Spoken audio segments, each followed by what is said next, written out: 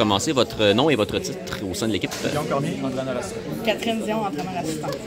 Puis, en tant que coach, qu'est-ce que vous avez découvert au cours de ce tournoi-là qui est les Jeux du Québec? Avez-vous eu des révélations au sein de l'équipe cette année?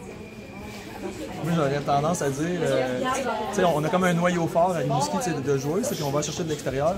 Les filles qui se sont greffées de l'extérieur, je pense que c'est des découvertes.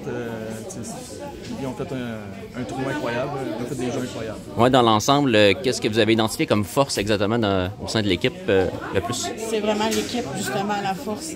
C'est le fait que les filles jouent ensemble, qu'ils se démarquent, qu'ils travaillent tout le temps ensemble. On n'est pas capable de cibler une joueuse. C'est ce qui fait que pour l'autre équipe, c'est extrêmement difficile. Ben, c'est ce qu'on a remarqué aussi dans l'estrade, je vous dirais. Là, une équipe travaillante, rapide aussi, qui se font des belles passes puis qui ont l'air d'être très unis ensemble. Mais comment on prépare les filles pour un tournoi qui est comme les Jeux du Québec? Parce qu'en fait, c'est un calibre de jeu qu'on voit pas souvent à Rimouski quand même.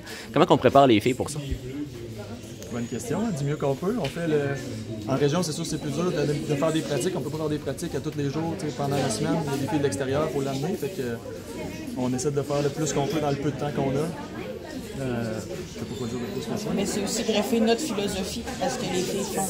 C'est surtout ça, l'intensité. On parle beaucoup d'identité. Mais d'amener cette identité-là dans nos matchs, c'est ce qui fait la différence. On peut pas avoir le talent d'une région comme Capitale-Nationale, mais on peut aller chercher autrement les matchs. Avec l'intensité, en jouant ensemble, c'est ce qui nous permet d'avancer. Puis j'imagine que de faire une compétition comme celle-là qui est assez intense en énergie et en émotion, c'est sûrement des liens qui vont rester, des liens forts que vous avez développés avec les jeunes puis qui vont rester, j'imagine aussi. C'est clair.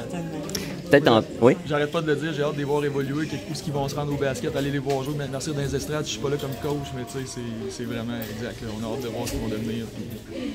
On développe des liens, c'est clair. Super ça. Puis peut-être en terminant, comme ma collègue a dit tantôt, un petit mot sur le match. C'était serré pas mal tout le long, jusqu'à temps que Montréal se distance un peu du peloton en fin de game.